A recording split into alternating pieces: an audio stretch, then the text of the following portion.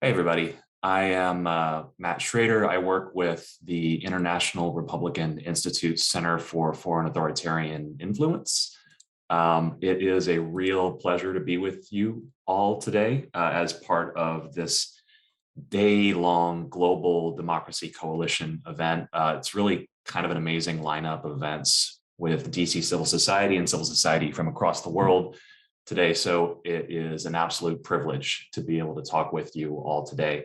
Um, Real quick, what do we do? Why are we here? Why are we talking about this stuff? The CFAI team within IRI is about helping countries around the world deal with the challenges that they're now seeing inside of their own countries by growing influence from authoritarian countries such as China and Russia. Particularly in China, China is now a global player. China is present everywhere around the world, everywhere from Latin America to Africa to Southeast Asia and even North America. So there's increasing demand for being able to understand what China's influence means in the context of both democratic and authoritarian countries around the world.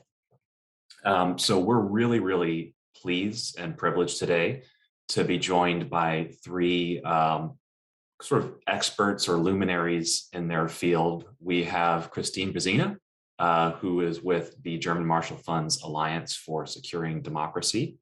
ASD does a lot of really good work in fields actually quite similar to what we do here at IRI, working on how authoritarian actors seek to influence the politics of other countries, as well as a lot of really good work trying to come up with practical policy solutions for how do you deal with this, dealing with kleptocracy, dealing with disinformation, dealing with illicit influence behind the scenes. And they've built a really wonderful tool that allows them to track instances of authoritarian interference in other countries' politics that they have recently built out to look more closely at Latin America and Africa. They've got some really interesting findings from that. And so Christine's going to start us out today with an overview of what they've found in terms of authoritarian interference in both those regions. But before that, real quick, let me introduce our other panelists here today. We have Bright Aqua, who is an amazing artist from, yeah, that's right. Does anybody say raise the roof anymore? I think I'm 10 years out of date on that. But Bright is an amazing art activist working in Ghana who uses his art to call attention to all kinds of social issues. It's not just China. Bright is really about raising awareness across a number of different issues, but he's done some really cool work, particularly on some of the corrupt deals that China's been cutting in Ghana's politics. And so he's going to be sharing a little bit about his work here with us today, as well as Isolda Murillo, who is a journalist from Peru who actually reported from inside China for 15 years and is now working outside of China, based in Europe, but still focusing on how China's influence is now being felt across the Latin American region, and particularly in Peru, her home country. So we're going to start out with Christine as kind of like a, sort of a 30,000 foot level view of what they're seeing in terms of trends. And then we're going to hear a little bit from Bryce and Isolda about, what inspired them to do this kind of work, what they're seeing on the ground, and sorry, folks, I'm just checking the chat here. I'm easily distracted. And what they think people should be doing or could be doing in their home communities to call attention to this and to try to address some of the issues raised by China's presence in other countries' politics. So we're going to do, each panelist is going to do about 10 minutes. Then we're going to do a little bit of a conversation section. We're going to do sort of freestyle conversation, everybody reacting to what they've heard, podcast style, if you will. And then the last 30 minutes, we're going to wrap up with questions from the attendees, from the audience. So you guys, please do be lobbing us questions during this presentation. We're going to be seeing them here in the chat. And then in the last 30 minutes, we're going to be introducing your guys' questions into the conversation that we're having here. So without further ado, let me stop talking and I will pass it off to Christine, who's got a really amazing Christmas tree going on behind her there. Christine, your room looks lovely. I think you win the Room Raider competition for today.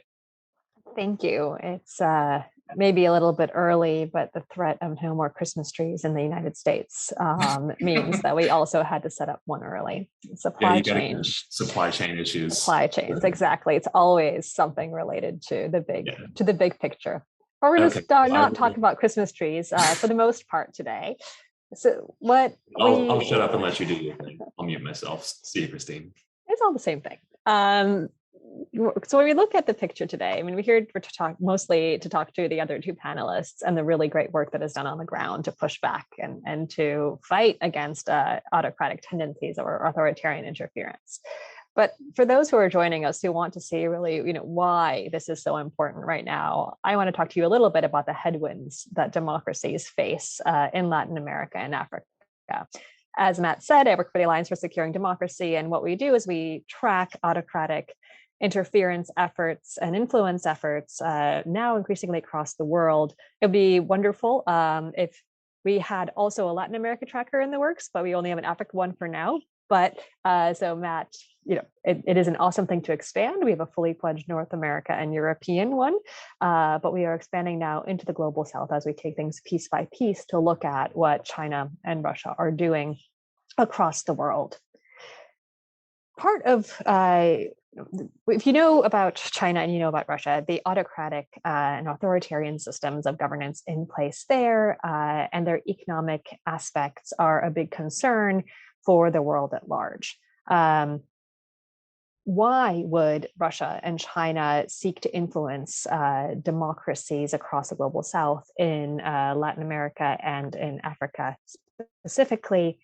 One element here is an explicit effort to push back against democracy as such, to support autocracy, to be part of this global effort to undermine the legitimacy of democracy as a form of government. Why, again? Some people could talk about great power competition, and of course there's some of that, but really at the root there's a question also of domestic politics and the question of survival. In the case of Russia, with the Kremlin needing to validate its own system of governance to its own people and to discount democracy and efforts of democratization around the world. And the same being true also for the Chinese Communist Party. So when we look at why would the spread of autocracy and the health and vibrant development of autocracy around the world be an objective in and of itself for these two actors, it's not really for global domination necessarily, but really it's a question of survival. The importance of democracy as a topic is something that we've really been seeing in the past week. We're all here today to talk about democracy because of the Summit for Democracy. And whose buttons did this push? Russia's and China's. When you look at who's been talking about democracy more than anyone else, it has been Russia and China being so concerned about a growing conversation with democracy. And increasingly, we're seeing alignment between Russia and China in the conversation of democracy, from hosting a workshop about their notions of what democracy might be and why what we broadly consider as democracy isn't the case in Geneva last week, collectively thinking about the autocratic version of democracy, however you might try to get your head around that, to really messaging and piggybacking off of each other on this notion that democracy in the Western liberal rights-based approach that all of us understand it to be is not the way that things should be interpreted moving forward. But when you look at what Russia and China are doing and why they're doing things in Latin America and Africa, we're looking at a gain-seeking relationship as well for Russia and China. There is an effort not to break down democracy necessarily as much as it is in the US or in the European context, but to build, to entrench, to strengthen autocracy, to build systems that include information and infrastructure, technology, as well as old school links from roads to bridges to cables to newspapers and television channels that can suppress democratic freedoms and movements. And so right now we're talking about, and we'll be talking about both messaging and some infrastructure, but all of that goes back to the question of, well, what can you do if you have an element of, a physical stake, an infrastructural stake, a financial stake, controlling stake, and how does that affect democracy? And the rest of the panelists will be talking to today. How does this go from these big pictures and the CCP and the Kremlin wanting to make sure that their systems are in place and will prosper moving forward, to what does that mean on the ground with Bright and Isolde and what we can do about it? So I'm the big picture lady for you today. And I will, talk about how. And there are various asymmetric tools. We look at them at ASD, from informational manipulation to coercive economic investments, support for authoritarians and authoritarianism, digital controls, and not usually in our basket, but it can go all the way to military support, which we've seen for Russian-linked Wagner Group activities in KAR and elsewhere. But we're going to start with information, touch on the others. And for that, I have a PowerPoint for you, which of course is everyone's favorite, but I promise there will be some things that are nice to look at, tweets and graphics, so it's not just going to be words on a page. Let me open that up for you right now to run this. So start the slideshow if I can, which someone is wonderful there in the beginning. Okay. All right. If we are looking through the main tool that we at ASD use to look at the information system is our Hamilton 2.0 dashboard. It also has a Hamilton search. If you just search Hamilton 2.0, you'll get to it. But what we have is a system that allows this open source and open dashboard that allows any user, any researcher anywhere, to look at what Russia, China, Iran are saying and doing through official state-backed accounts and their diplomatic accounts on Twitter, on YouTube, and we also track Facebook through CrowdTangle. And we're able to control that against global general controls to see how messaging is similar or different and generally follow what they're saying. Today, we're talking about Russia and China. And so this is a screenshot from this morning's dashboard, looking at the last 7 days. Most frequent key phrases for Russia and China are democracy, with China leading, overwhelmingly being the major discusser of democracy right here. So the fact that we're in this room virtually talking about democracy today matters, especially to China right now. And again, this is a question of legitimacy. Does it have legitimacy? Does its allies and its the other autocrats around the world have legitimacy? And what does the question of democracy mean for that? So that is just showing you why it's important that we are here today. Let's look at Russia a little bit and Russia's reach when you look at in Africa and in Latin America. This is a look for Twitter for 2021 of the most engaged with accounts that are in the Russian state-backed sphere. RT in Espanol brought in the most likes and the most retweets. RT Arabic, relevant for North Africa, is the third most likes and the 9th most retweets. RT Ultima Hora is the 10th most likes and the 5th most retweets. The Russian language ones are more middle of the road, if not lower. And we see that much of, in particular, the RT in Espanol, the number of retweets is really significant, right? So 3.3 million, which shows that for the Russian language ecosystem, the Latin American audience, it's because it's in Espanol, so broadly not European Spanish, but also Latin American, that is really important.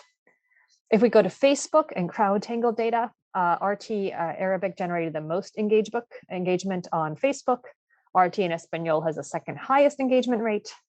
RT Plain Espanol has the 6th most engagement, and Arabic channels are also high. So when you're looking at the RT in Espanol and RT Arabic engagements, this matters for them. You have a very significant amount of interactions. RT Arabic, 51.29 million interactions, RT in 2021. RT in Espanol, 23.83 million.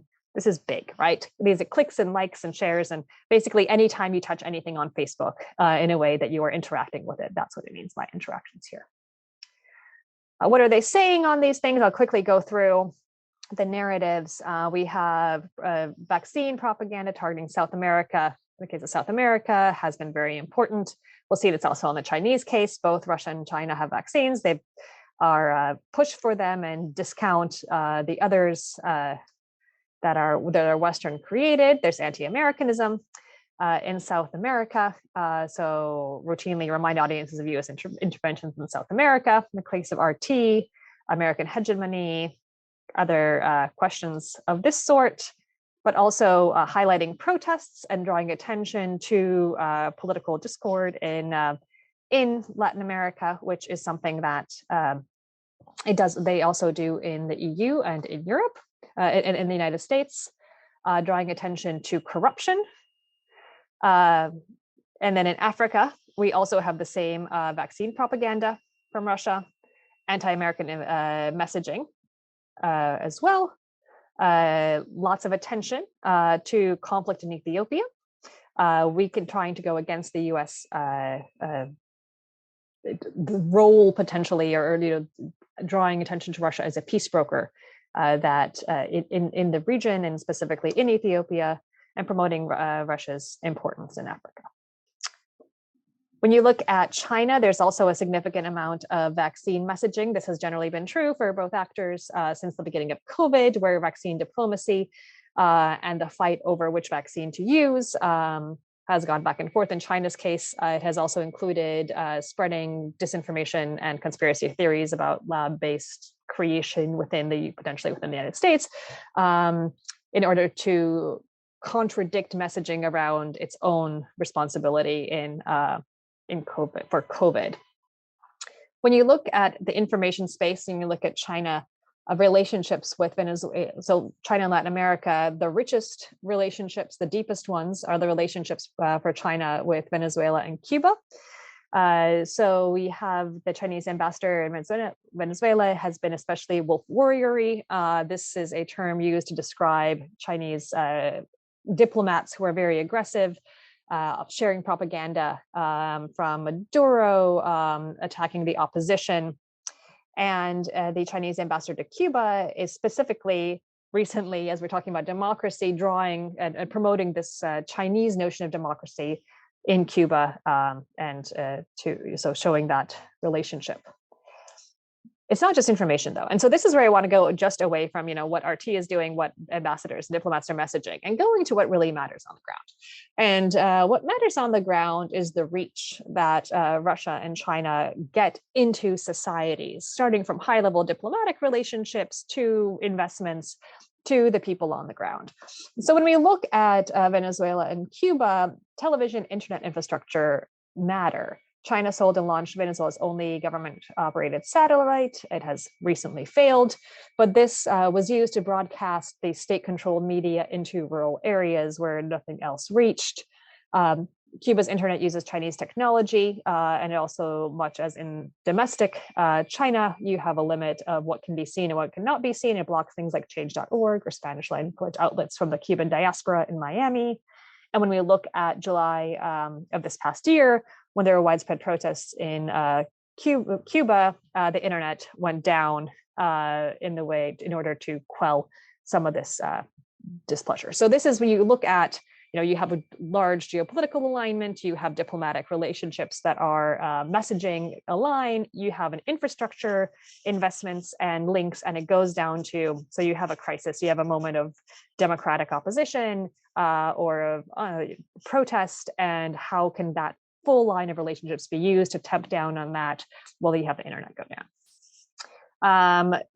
These kind of technological investments from China in Venezuela matter. For example, ZTE is helping Venezuela roll out a fatherland card, which can be used to also have surveillance. On the one hand, issue food or other kind of social support, but also have a significant surveillance component. And Reuters has written about this. We also see China in Africa using the same kind of taking large-scale diplomatic relationships, going into investments in various kinds of infrastructure, including traditional media and television. For example, through the Star Times and Thousand Villages project, which brings Chinese CGTN into villages across 30 countries in Africa. So again, this is broadcasting Chinese messaging. It's both its vision, but also its worldview and perspectives and control potentially mechanisms, as we'll see in different things, right down onto the ground. surveillance and political opposition. So this is, again, as in the case when we're talking about with Cuba, where you go from messaging to infrastructure to a problem. When you go look at China and Africa, you have surveillance and political opposition, where in Uganda, Huawei technicians helped Ugandan authorities penetrate the opposition pop star Bob Wine's WhatsApp group, arresting him and dozens of his supporters. You have Huawei facilitating knowledge exchanges between Ugandan authorities and Algerian authorities. So you see here China and Huawei as a hub for exchanging and more autocratic practices between African countries. And we've seen similar practices against opposition in Zambia. So if you look at the mix of information, of political outlook and messaging, the promotion of autocracy, adding technology to it, it matters on the ground. Russia has a similar game, or different Russian actors. A Russian government-linked oligarch has advised a Sudanese president. This is my last slide. So it takes us down. Right, yeah. Cool. Okay. So this is, and Russia does basically can do a similar thing to also take its line through private entities or government-linked entities going to the ground, encouraging anti-democratic practices. So this is what it matters. It's this big picture vision, autocracy, motivation that goes down through information, narrative, infrastructure, business relationships to affect what is possible on the ground in Latin America and in Africa. And that's it. Okay. Sorry to interrupt you on the last slide, Christine. I'll be quiet. Just want to make sure that we get to both of our other really, really excellent panelists that we've got here today. Let's see, we had talked about who was going to go second. I think we had decided that Isolde was going to have the honor of being the second sacrificial lamb, and then we're going to wrap it up with Bright. So without further ado, I will kick it over to Isolde to talk to us a little bit about what she has seen that has led her to believe that this is important in her own country, and the work that she's doing along these lines. So Isolde, over to you. Thank you. Thank you for the opportunity. And as Matt said before, I'm originally from Peru. I have worked in China as a journalist for over 15 years for the AP and the Spanish television. I also produce documentaries and on social and development issues. During my time in China, I had the chance to cover many topics and travel to all corners of the country, talking to people from government to activists as well as dissidents. Much has been said about China, especially since the miraculous economic growth and increasing weight in the international arena. And on one hand, I must say, because I was, this is undeniable that the China miracle is real. The level of growth that the country attained is real. The improvements, are palpable. And in huge part, thanks to the work and sacrifice of the Chinese people. But we're here to talk about the issue of democracy and on the issue of authoritarianism. And as a journalist, because I am a journalist, I'm not an activist, and I'm also a literary translator, there is one aspect that I find crucial and key in order to build healthy democratic nations, and that's freedom of speech and human rights, which is also one of the topics that I covered while I was in China. As most of you must know, Latin American and Caribbean societies, we have been for decades. It's been one of our main challenges is to complete the consolidation of our own democratic and political infrastructure. Latin American and Caribbean nations are marked by political instability, poverty, and inequality. Our region is rich in resources, but wealth distribution is lagging behind. After I left China in 2018, I have continued working on China-related issues with journalism and translations. One of the issues when I started working more and more with relations between China and Latin America is I started talking to other colleagues, to other people working on media, working on NGOs, working on academia. And one of the issues that struck me was the economic impact was having a very large influence on the narrative about China. In 2020, China became the largest trading partner of Peru. I'm not going to talk about numbers here, but the numbers are huge of Peru exports and imports for China. And China also has become one of the top investors in Peru. In the recent years, especially with COVID, China has been helping Latin American countries. There's, vaccine diplomacy, or we want to call it medical diplomacy, and that has served as a new instrument of China's soft power. So one of the issues that have impacted me when I started doing research in Latin America, and it's only recently that I've been doing research on relations between China and Latin America, was the narrative. There was little narrative of the problems. The narrative is the narrative of China's bringing huge investments, China's bringing technology, China is aiding when Latin America is in need. And there's, including in academia, in the media, and the political elite, there's very little a critical stance towards China's presence in Latin America. When I did a few reports on two projects in two different regions in Peru, and I talked to the grassroots activists, in both two projects, they told me there were huge problems with transparency, with participation. They had huge problems with the environment, the environmental assessment with projects that were going to affect local minorities. So, but those were not echoed, like on the political sphere, on the media. There was very little, these NGOs, these grassroots activists found very little help.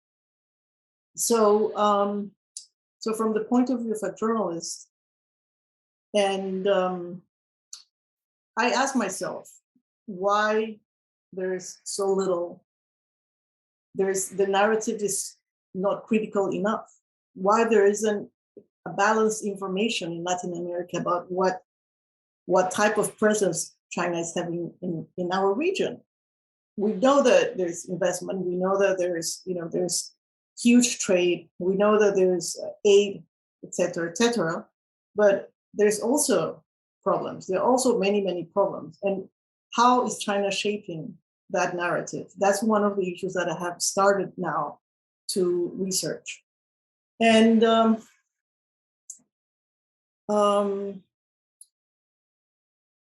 so I've been realizing that because I also do translations from Chinese into Spanish, and I try to translate work that reflect the reality of China, that reflect the thoughts of Chinese people, because when we talk about China, we have to differentiate between the Chinese government or the Chinese Communist Party and the people. There are many people in China that analyze their society, analyze that they live in an autocracy, analyze their need for democracy. So one of my ideas or ideals is to try to translate the work of such authors, and I found it hugely difficult. So I realized that in Latin America, the People's Republic of China has used political engagement to support its economic objectives.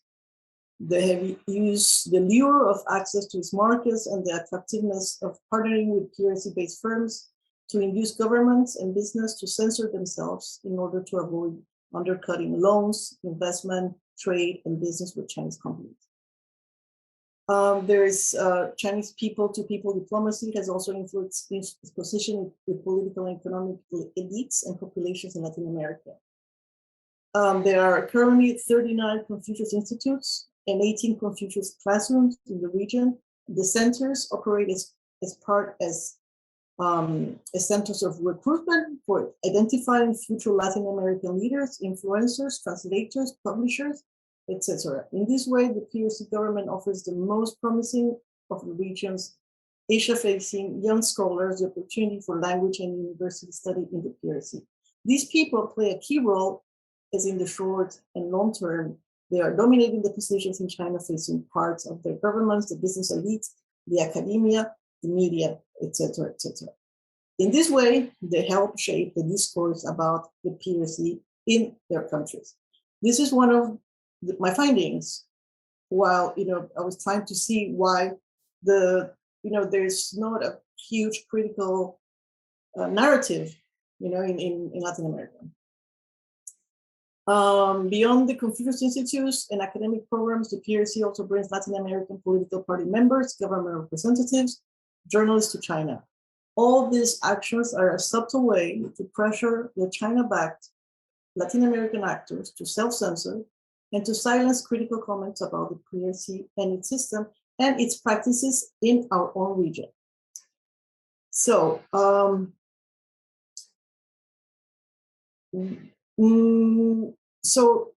have a question.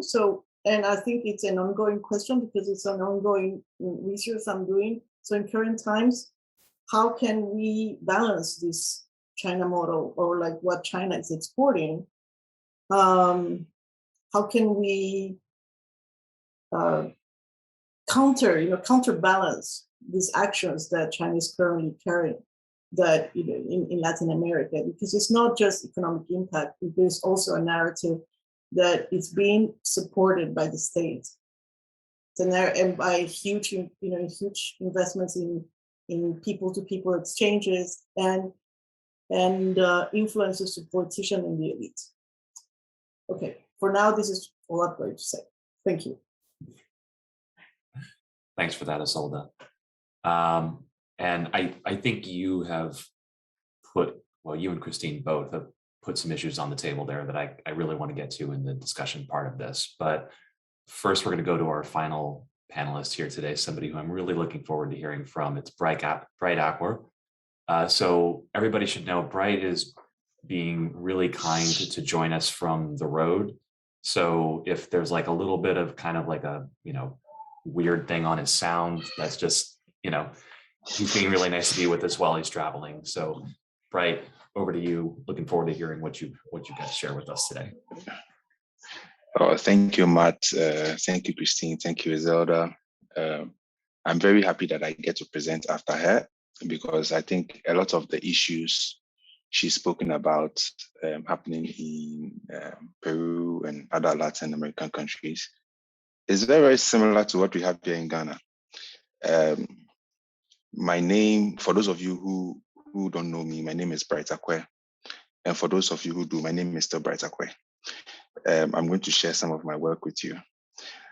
I'm an artist, painter, illustrator, and in 2017, I got interested in several reports of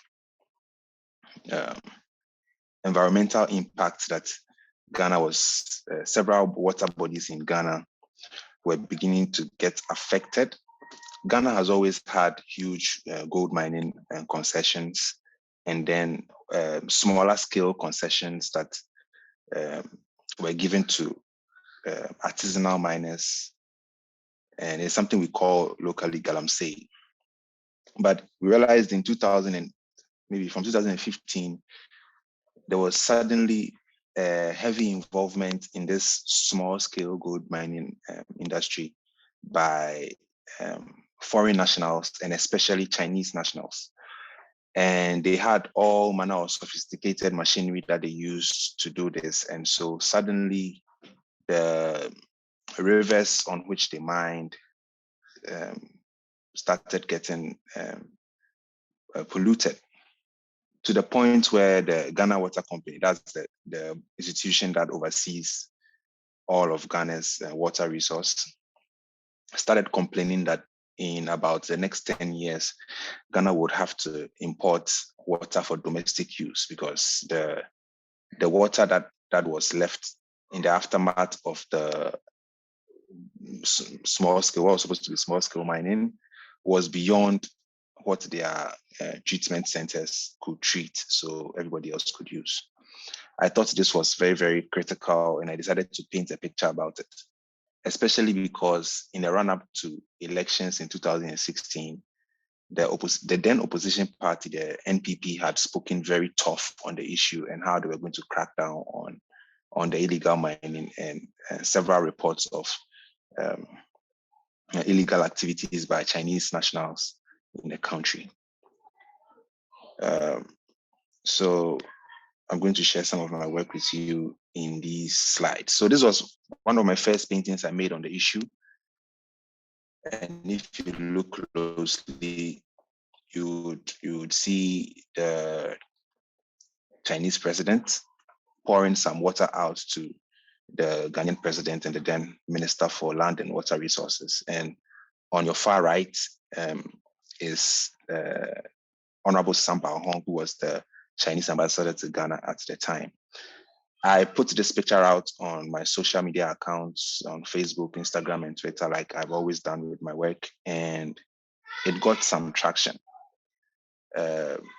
Fortunately or unfortunately, the people at the Chinese embassy in Ghana saw the painting and they were very displeased about it, which was something that pleased me a lot. And then there was a press conference that was held in response to the general news reportage about China in Ghana, and then about my painting. However, later when we extended an invitation to the Chinese embassy to attend an exhibition that my work was featured in, the ambassador only claimed that they were displeased by the painting because it wasn't very flattering. She said I could have made her look a little prettier. It was also very, very funny because I understood clearly what their initial press conference had meant and how they issued threats against the government of Ghana about how the news reportage was handled, and how if the Ghanaian government didn't crack down on the said artists and their work and the general news reportage, bilateral agreements and exchanges between Ghana and China could be threatened. I have here a short snippet of some of the concerns that they raised in their presser. And from the fourth line, you can see, however, there are a number of, they called the reports distorted and biased. And then they also specified about some cartoons that they thought were defaming Chinese leaders and senior officials. I think Ghana has always had a culture of free speech, maybe not as strong as other parts of the world, but art forms like cartooning and satire has always been part of social fabric. And I think it's something they were surprised to see. So later, when they said they were only displeased because the painting was not very flattering, I decided to make a few more paintings about the Ghana-China relationship. And sometimes I just wanted to test what the limits of free speech or artistic freedom were for me or artists like myself at the time. Then, fortunately, I also got some of my work caught the attention of IRI, and we've been in partnership. And I'm very, very grateful that earlier this year, we're able to hold an exhibition, a curated exhibition solely about my work on the China-Ghana relationship. So I'm going to share with you some of my work. What I like to do is pick elements from pop culture, pop music, film, social media trends, and use these as metaphors to talk about what I think is the situation with Ghana and China.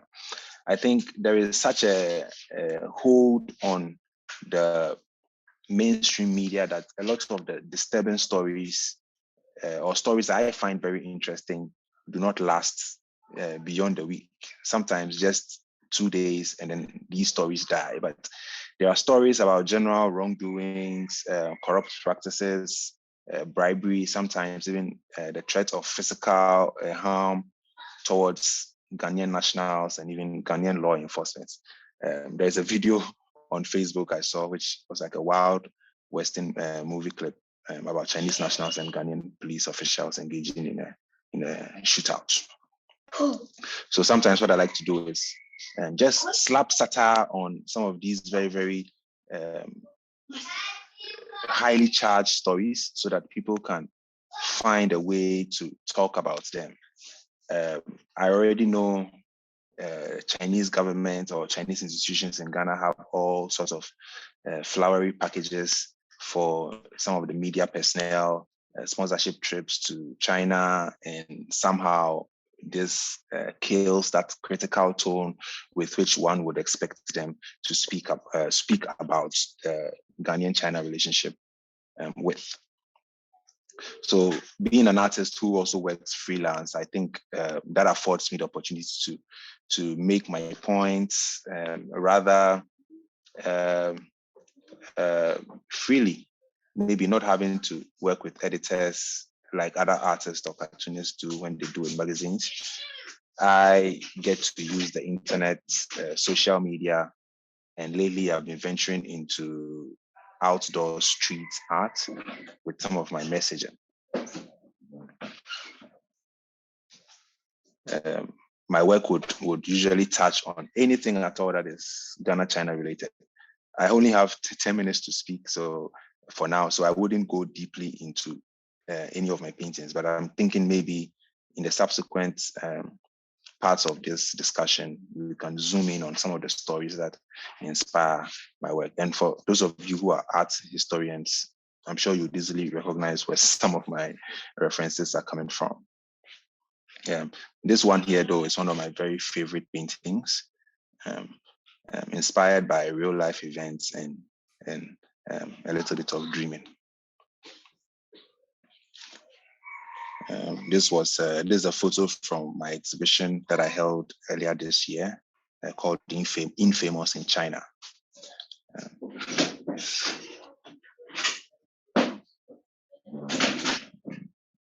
Some more photos from the exhibition.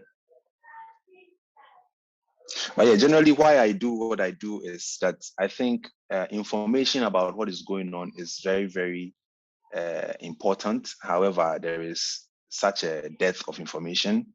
And as an artist whose work encourages conversations and free speech and trying to demand accountability from duty bearers, I'm hoping my work gets to inspire other artists to make work that is very, very critical, especially about the issues that affect our life and experience of life here in Ghana. The threat of China for our democracy is very, very, very important.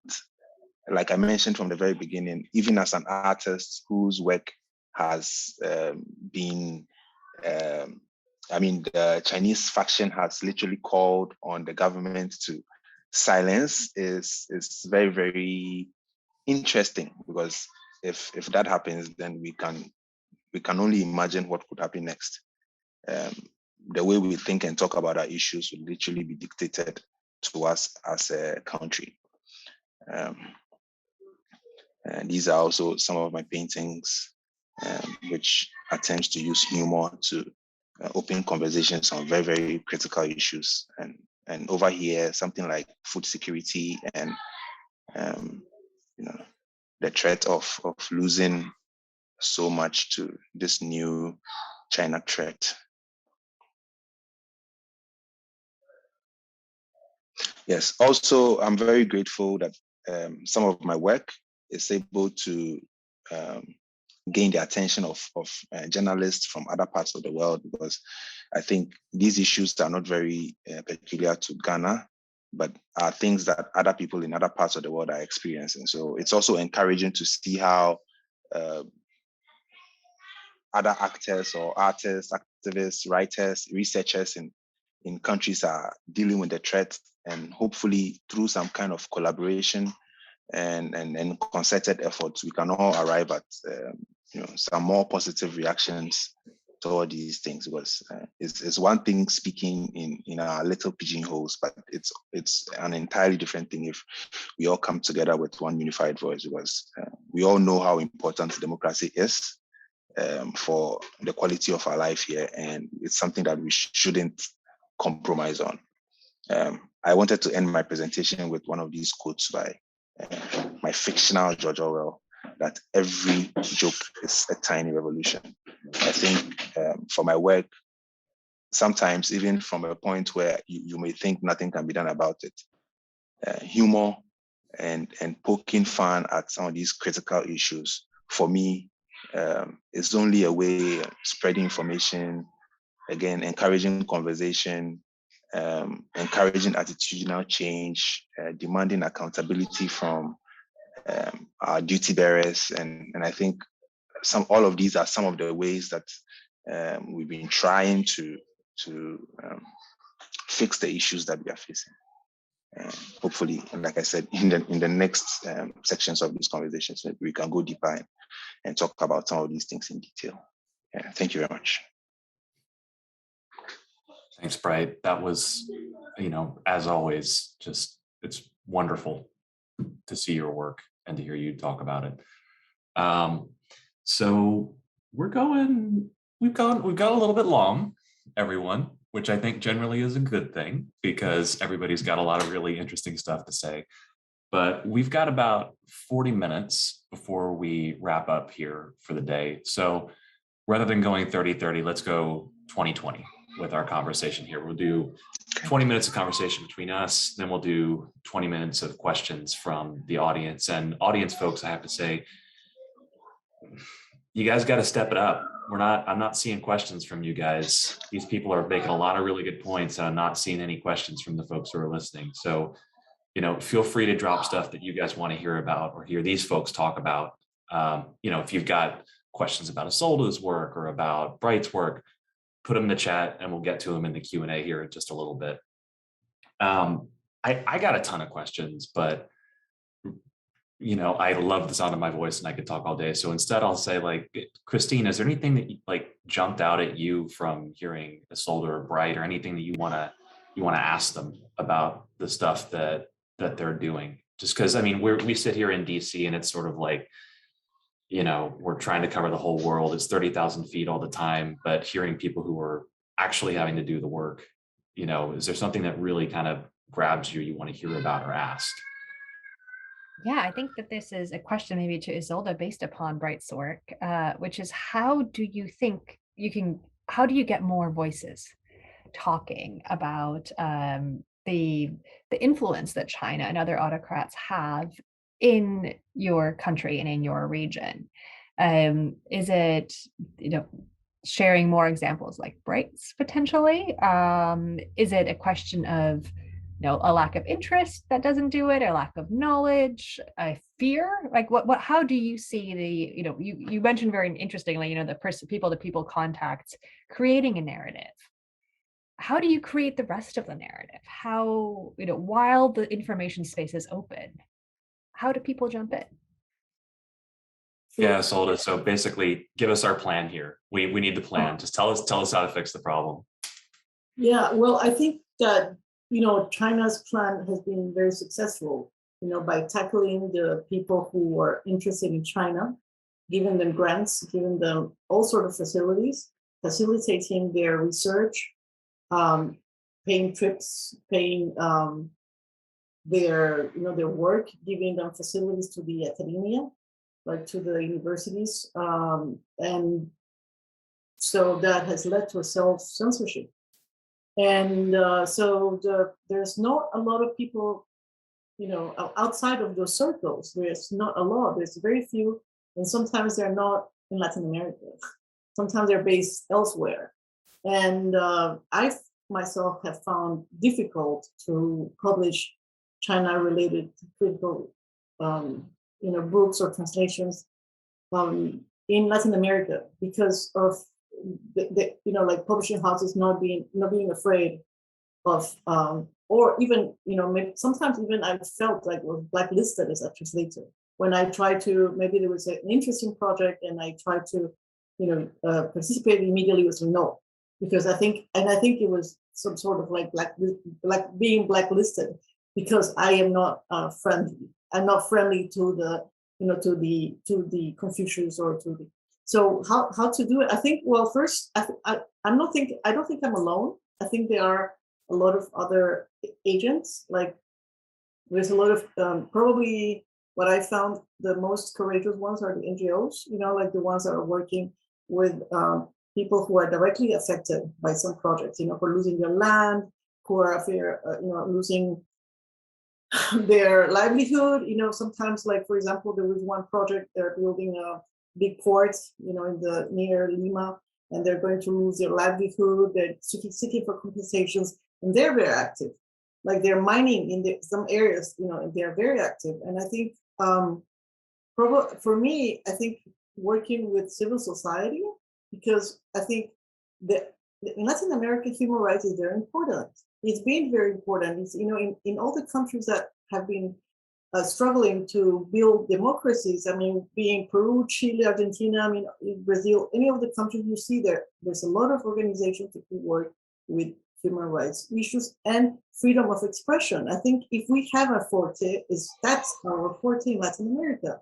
We might have, a crumbling or like a very imperfect democracy, but I think our forte is civil society, our interest in human rights, our rights to protest, people seeking, participation. And so I think to engage those unlikely partners, because the ones that are working with China, I think are already, the works who are working already, it's very difficult. And it's not judging, their character, because some of these people need their livelihood. They need to teach at the university, that's, some of them I've met, of course, I'm not going to mention names, but I've met people who said, no, I can't say that, because if I say that, or if I write that, I won't be able to go back to China. I won't be able to do my research.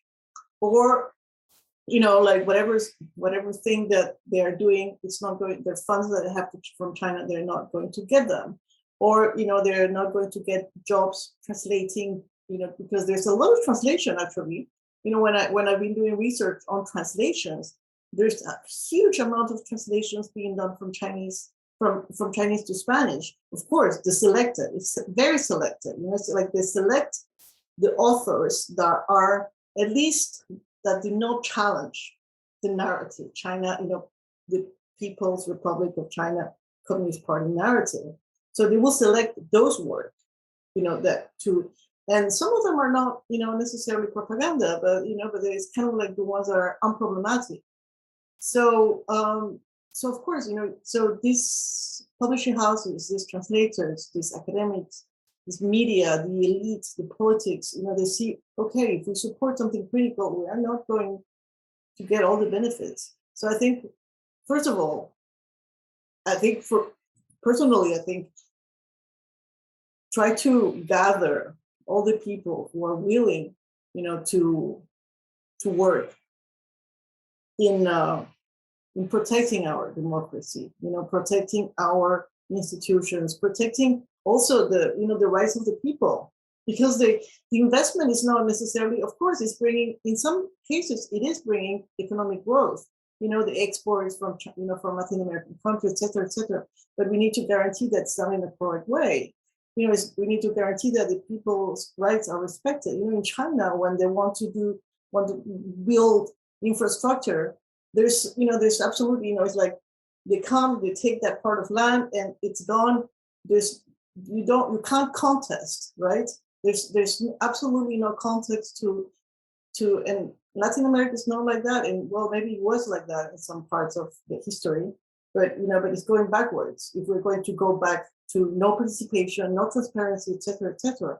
So I think for me, it's like create an alliance with all the people who are interested in the issues, of the impact, how China is impacting in a balanced narrative, not necessarily China bashing, but balance. Because if you do China bashing, I think it's going to also be in Latin America. Also, there's very left-leaning tendencies. Will say, okay, you're China bashing. This is America supporting America, and so balance. And at the same time, I think also to for example to help translate. Because I think there's a lot of literature in Europe in English, and we don't need to redo all this stuff.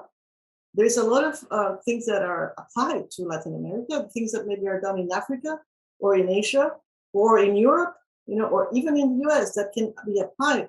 Try to, translate those things in Spanish and spread them. Sorry. Okay. I'm going to get carried away if I continue talking about this, but that's my 2 cents. Yeah.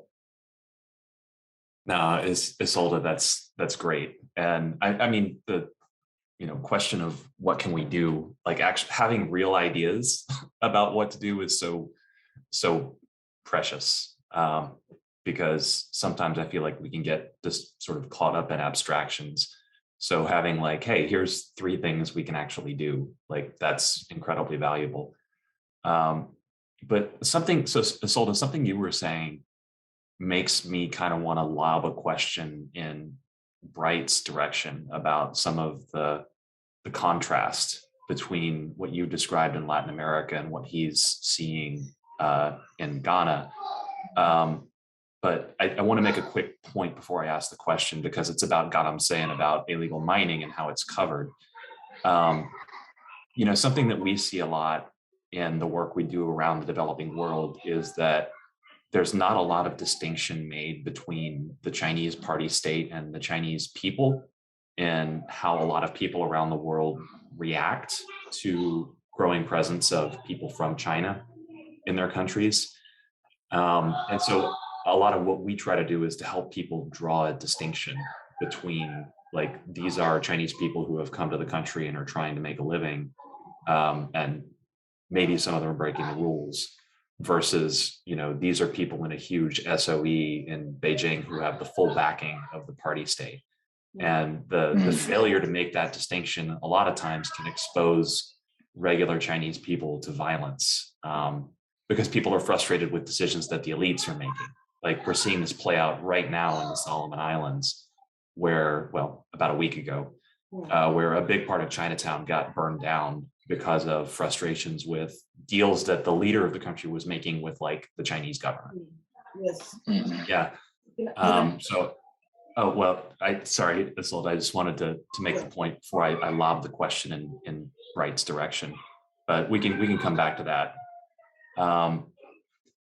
So what do you, it sounds like on Isolde's side, a lot of the issues about, like, environmental and land dispossession and illegal construction, like, it's not necessarily getting traction in the narrative over in Latin America, but it sounds like Galamsey really has kind of caught on as an issue that's captured people's imagination or has persisted in the discourse.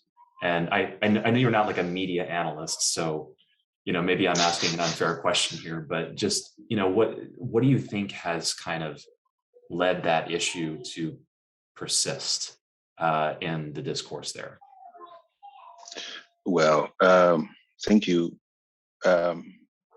Quickly, for one, I think in the run-up to the elections in 2016, it was one of the major talking and campaigning points for the major political parties, how they were going to deal with the menace of Galamsey suddenly exploding from being something that was supposed to be small scale to being equally as huge and environmentally impactful as every other concession that was spoken of to be legal.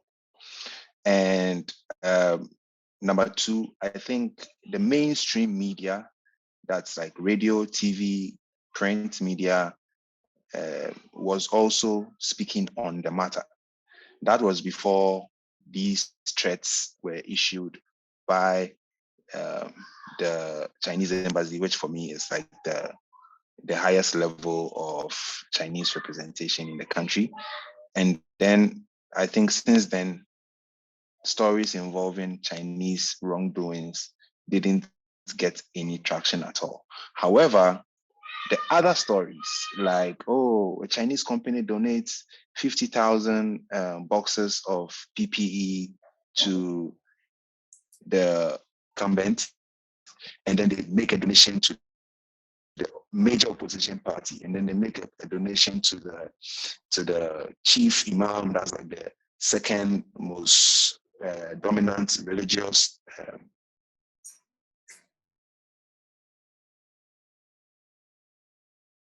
Hello? Looks like we've lost Bright. Hello? Right? Hopefully not the PRC embassy listening in on the feed. Oh God, no. Just a little joke there.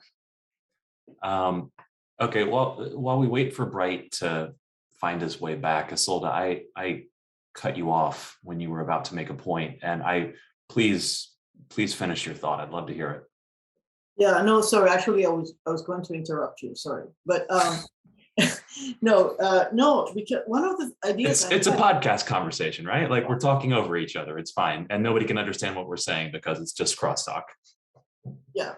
Anyway, so no, one of the things I think that can help people understand the difference between the government or the party and the Chinese people, actually, and that's one of the things I'm trying to do, is to, for example, to translate the work of Chinese people to show the films they have done.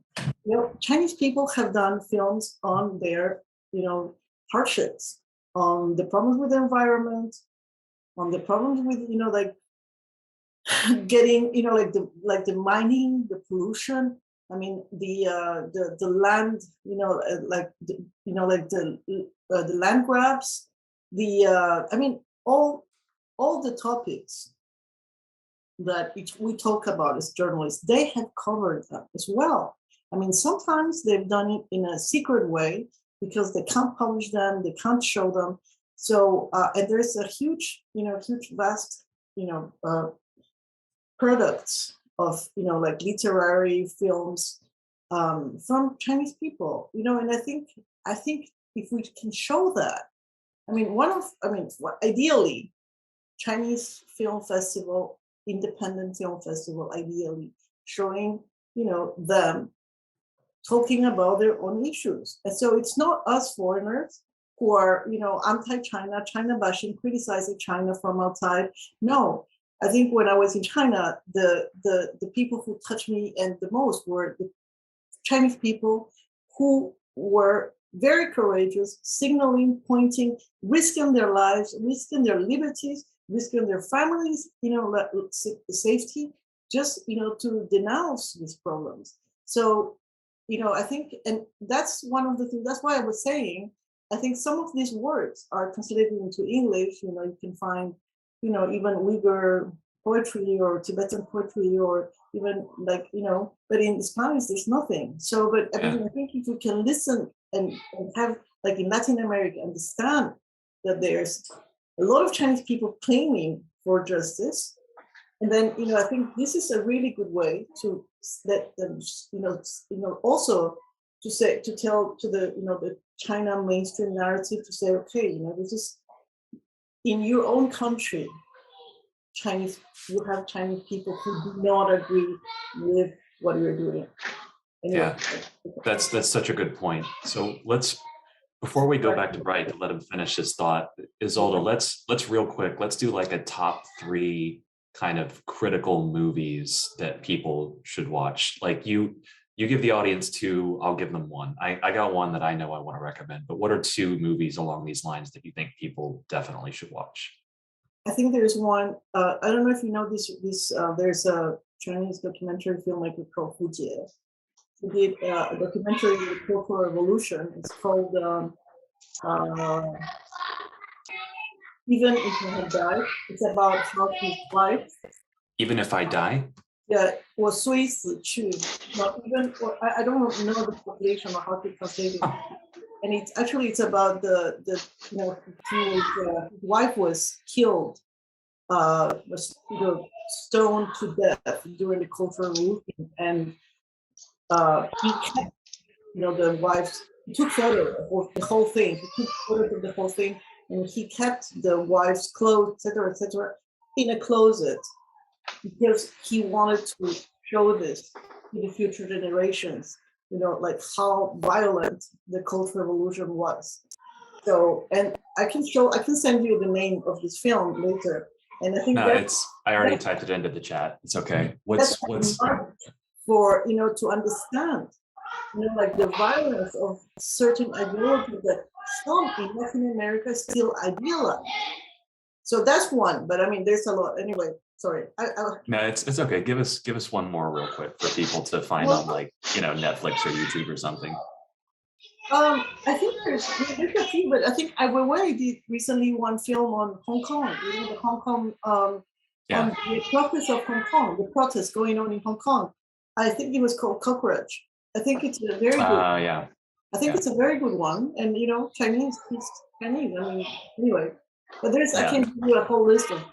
No, there's such a huge body of critical work about Chinese society, although it's gotten a lot harder for people who do that kind of work in the past 10 years or so. One last one that I want to recommend to folks is a film called A Touch of Sin by a director called Jia Jiangke, that is just a masterpiece talking about, among other things, the environmental devastation that's been wrought across central China by coal mining. But I'm really underselling what a wonderful movie this is.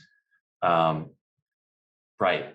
Sorry, we lost you right as you were talking about donations to imams. And we might have lost you again. Right.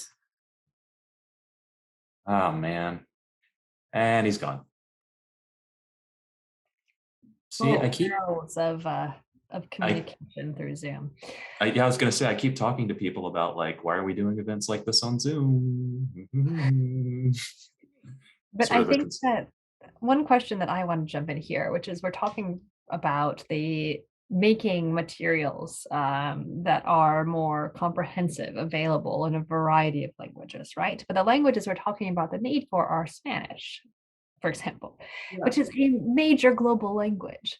Once you get into communities in countries that do not speak a global language, the challenge of being able to have nuanced discourse and access to information becomes significantly greater.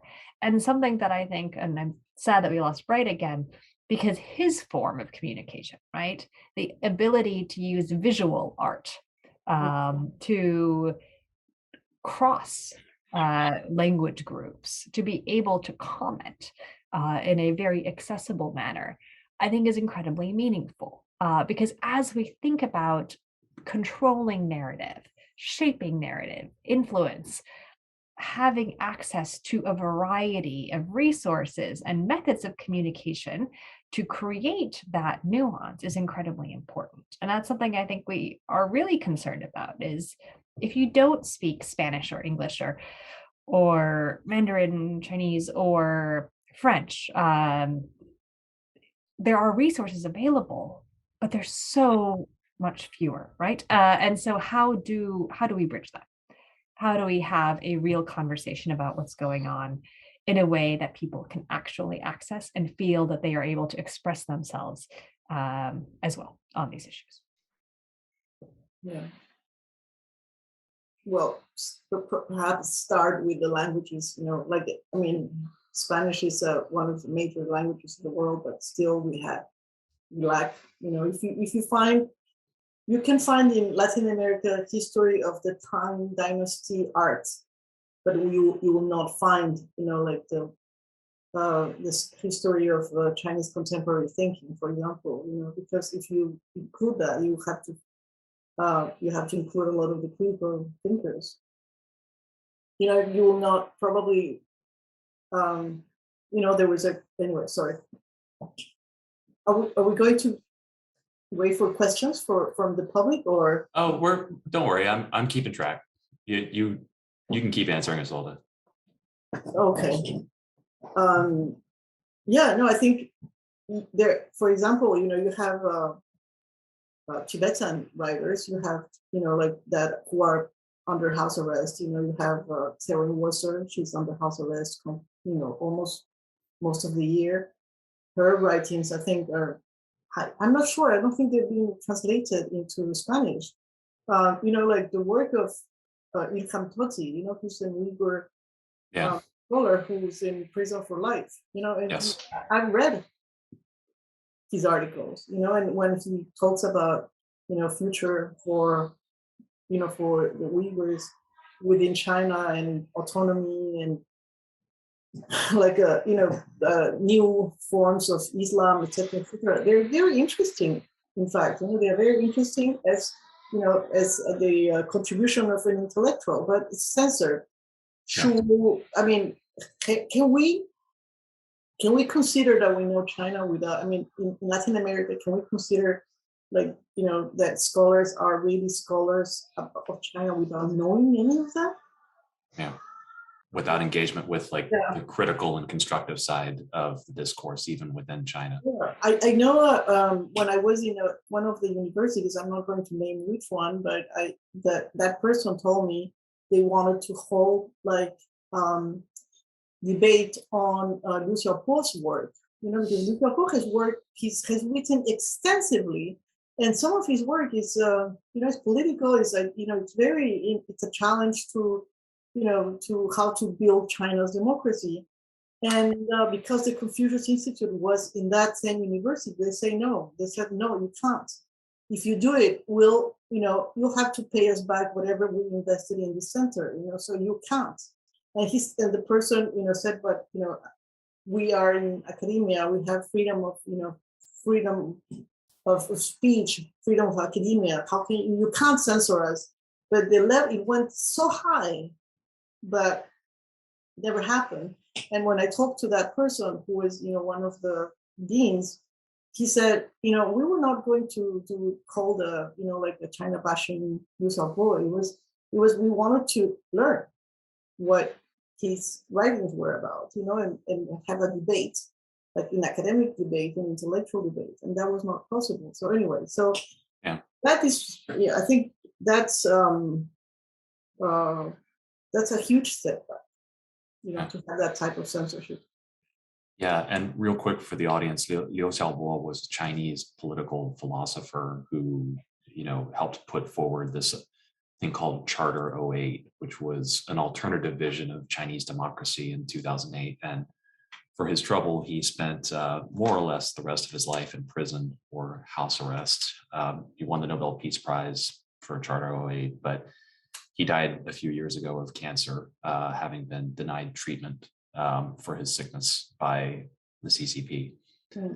And on that super cheery note, I think we're going to open it up to a few of the questions that we've gotten. We've gotten some pretty good questions here from folks. Some of them, for example, the one we've gotten from Emmanuel, the one we've gotten from Hamilton, we're getting questions about what the West can do.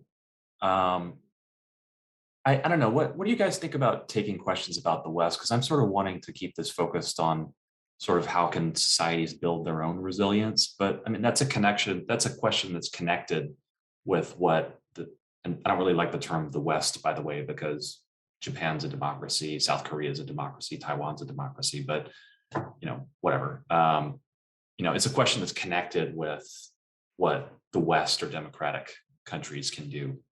I don't know, Bright, from where you're sitting, or Isolde from where you're sitting, what are you seeing that could be done that's not being done? Obviously, providing more resources to get things, critical voices in Chinese society and critical investigations of Chinese influence around the world, getting these out into other languages is a really obvious answer, into Spanish, into French, into Arabic or Russian or Bahasa. But where you guys sit, what are some other things that the West could or should be doing to walk the talk? Hopefully I don't go off again, but I Yeah, think I hope so I too, think right? You were in the middle of a really interesting answer when we lost you last yeah, time. I think for a space like Ghana, and also because it is one of the basic foundations upon which democracy is built and lived and experienced, we obviously should have more stringent processes in place to hold our own leadership to account. Because it has been a thing in Ghana that anytime citizens were displeased by something the government were doing, you would organize a protest and march to the embassy of, again, a Western country in Ghana and plead their voice to back your own. And then oftentimes this would land on the softer ears of our own government. We've sometimes had to march to the American embassy and say, hey, American embassy, this is what is going on. Can you help us apply pressure on our own government, because they are your partners, to get them to do what they must do? But in the case where the government is leaning more towards China, and everything the government is doing now seems to be Chinese approved, it's like, okay, even if you got, say, the British High Commission or the American Embassy or someone else to support you, and usually there are these sanctions that they would apply to like enact to apply some pressure, then would go the other way.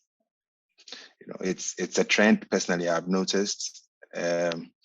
I think internally we need structures to hold people more accountable, because if a select group of elite officials were sent to negotiate a deal on my behalf, and the deal is not one that is favorable for my prosperity as a citizen, then they should be able to say no. Otherwise, if they said yes, there should be a way to hold them to account. And personally, I don't see these things happening. So in some of my more recent work, it has been a major point. Yes, I would paint a picture to show you something wrong that is going on, but then in that same picture, I would like to show you who could have stopped this, or who should be stopping this, and what they are not doing, and perhaps what they should be doing more of. So yeah, I think we need to hold more people to account. Yeah, that's a theme that comes out in a lot of the conversations that we have here at IRI, which is that there's a lot of questions about what the West or other democratic countries can do, and there's a lot that we can and should be doing, but the most important part of it ultimately comes down to demanding accountability within the societies where we're working with partners, and finding ways for folks to raise their own voices, if I can use something of a trite sounding phrase. Matt, Christine, yeah, go on for it. that, I mean, I think that there is criticism about what the quote West, or what democracies have done in Latin America or Africa, is often well placed. Yeah. The history there is not something that puts anybody in the quote, the preachy democracies in a good light. Or so sometimes the present. Exactly. And so I think the question about what the West can do, I mean, although I completely understand how Bright says in various places, the triangulation between the ground and the big powers that are relevant in a given moment, that absolutely happens. But I think the way that democracy will prosper is if democracy is self-correcting and honest. And the best thing that the West, if we're going to use that term, will do is be honest, as going into the summit this week for democracy, but just to point out the weaknesses and failures that democracy is having, whether it is in the United States or in Europe, or in democratic countries in Asia, India, a major democracy with many challenges. So if you assess democracy and act by the principles that you preach publicly, that both has an exemplar function to others. It's opening also to the criticism, the conversation about past and present behavior, and I think creates a healthier relationship, in between continents and across income levels, in the present moment. So it's, I think, what we in the big established democracies need to do is just be better and be truer to those principles. Yeah. And if I can, Isolde's done a really good job talking about specifics along these lines. And one that I can offer about, Western countries walking the talk in a way that directly aids democracies elsewhere is just being more transparent and accountable about the flows of illicit financial funds into our economies. And that this is actually a big subject of conversation around the Summit for Democracy. There was a big kind of anti-corruption agenda put out by the Biden administration 2 days ago, and it's really high on the EU agenda as well. It's like getting rid of sort of sanctuaries where people who loot their own countries are able to hide the wealth. This is such a huge issue, and it's one where like the growing presence of Russia and China in the global financial system is absolutely no help, because it actually helps strengthen people in our own societies who don't want this kind of transparency. But it's a way that everything is interconnected, where I think, the so-called West actually has a lot that we could do practically to help close off some of these avenues where, ill-gotten financial gains find their way into Swiss bank accounts or accounts in the British Virgin Islands or accounts in the United States, because frankly, we're not very great on this as well. We're one of the least transparent financial regimes in the developed world. There was a question from our very own Beatriz de Anda, who works in our Latin American division here in IRI it's for Isolde, I believe, that I think is, along the lines of practical solutions. I think this is a great question. She's asking, do you know of any regional network, official or unofficial, of journalists in Latin America who are interested in doing work or elevating the conversation around the PRC's influence in Latin American countries? Isolde, you and I we discussed this a little bit before, but I wonder if you might kind of elaborate a little bit on whether there's anything like that in the region, because it seems like a very practical way to kind of, begin to foster this kind of discussion. There's a network of academics. I don't remember, it was called Red Lat or so. I don't remember. I can send you later if you want. But there's a network of academics working with China. When in my experience and when I read the articles published there, they're very rarely critical. That's the one that's run out of, it's out of Mexico City, right? Yeah.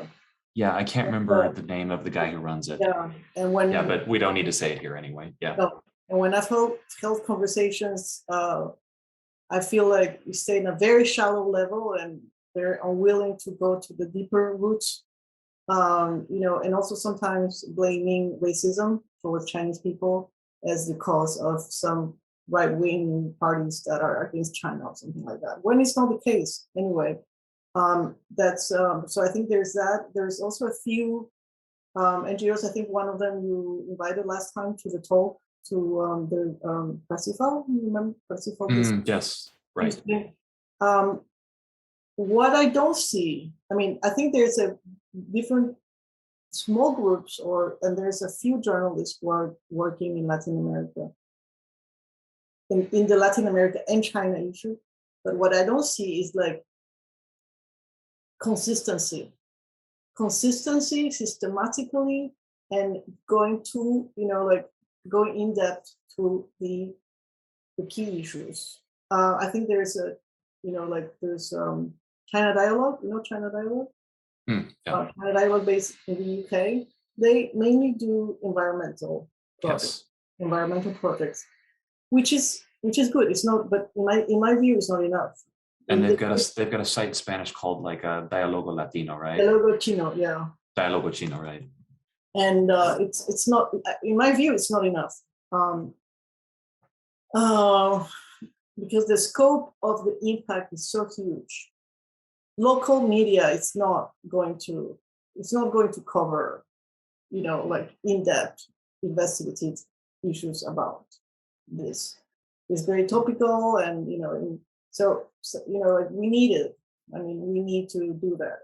Whether with some existing like like dialogue, expanded or other expanded or create some something new. I think anyway, maybe we can talk about this later because I don't want to use the time of the other people.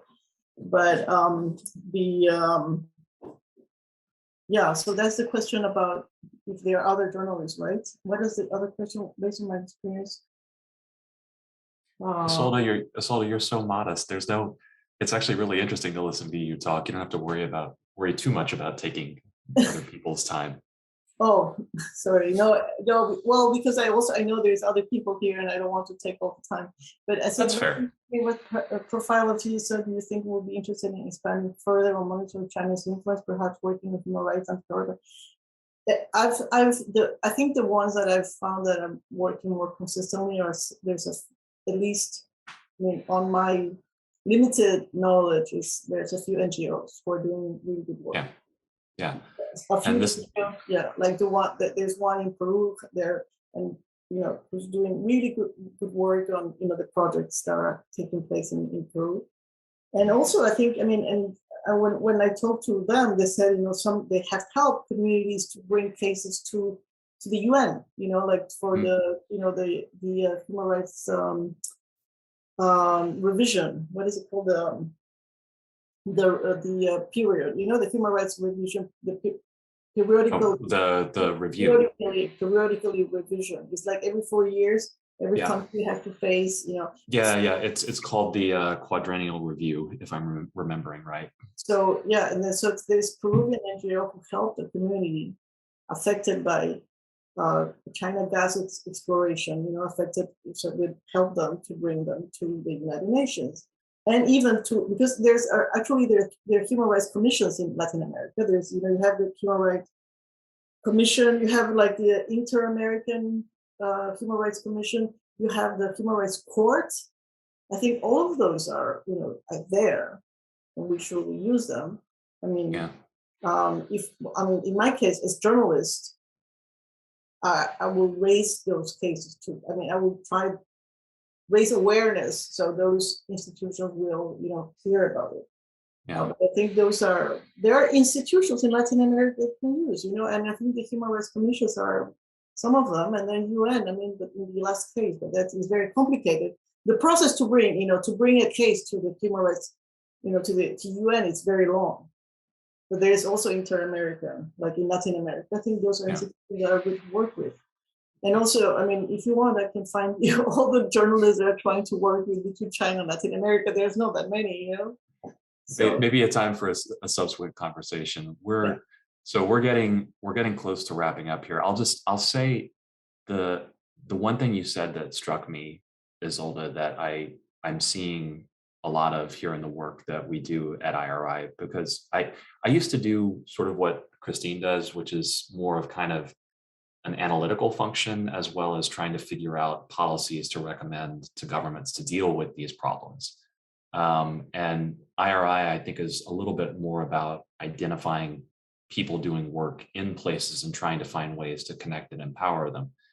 And something that I've consistently seen so far is that there are many people who are concerned for good reasons about the effect that China is having on their country's politics. But the word I use a lot is it's sort of a constellation. It's sort of a handful of stars thrown across the sky, and they're not really connected.